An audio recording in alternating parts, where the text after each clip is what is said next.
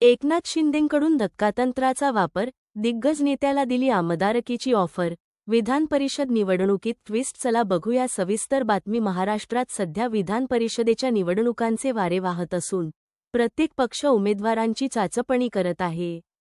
राज्यसभा निवडणुकीप्रमाणेच विधान परिषदेतही मुख्यमंत्री एकनाथ शिंदे धक्कातंत्राचा वापर करण्याची शक्यता वर्तवण्यात येत आहे. एकनाथ शिंदेंनी 2029च्या विधानसभा निवडणुकीचा विचार करून एका दिग्गज नेत्याला विधान परिषदेचे तिकीट देण्याचा प्रस्ताव ठेवला आहे. राज्यसभेप्रमाणेच विधान परिषद निवडणुकीतही मुख्यमंत्री एकनाथ शिंदे धक्कातंत्र वापरणार असल्याचे दिसत आहे. शिंदेंकडून प्रहार जनशक्ती पक्षाचे प्रमुख बच्चू कडू यांना विधान परिषदेची ऑफर देण्यात आली आहे. सूत्रांनी दिलेल्या माहितीनुसार बच्चू कडू आणि एकनाथ शिंदे यांची आज मुंबईत भेट झाली.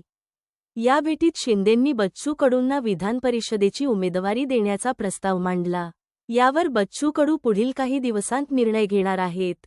कार्यकर्त्यांशी चर्चा करून निर्णय घेऊ, असे कडू यांनी शिंदेंना कळवल्याचे समजते. महाराष्ट्रात विधान परिषदेच्या 9 जागांसाठी निवडणूक जाहीर झाली आहे.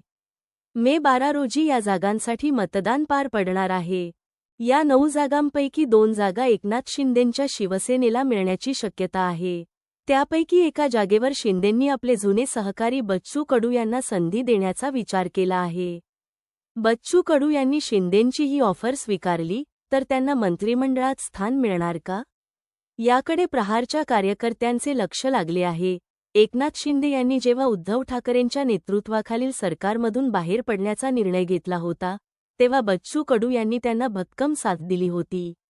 मात्र त्यानंतर स्थापन झालेल्या शिंदे सरकारमध्ये बच्चू कडू यांना मंत्रिपद मिळाले नव्हते, त्यामुळे ते नाराज होते. मे 2023 मध्ये बच्चू कडू यांची राज्य दिव्यांग कल्याण विभागाचे अध्यक्ष म्हणून नियुक्ती करण्यात आली होती. या पदाला कॅबिनेट मंत्रिपदाचा दर्जा देण्यात आला होता.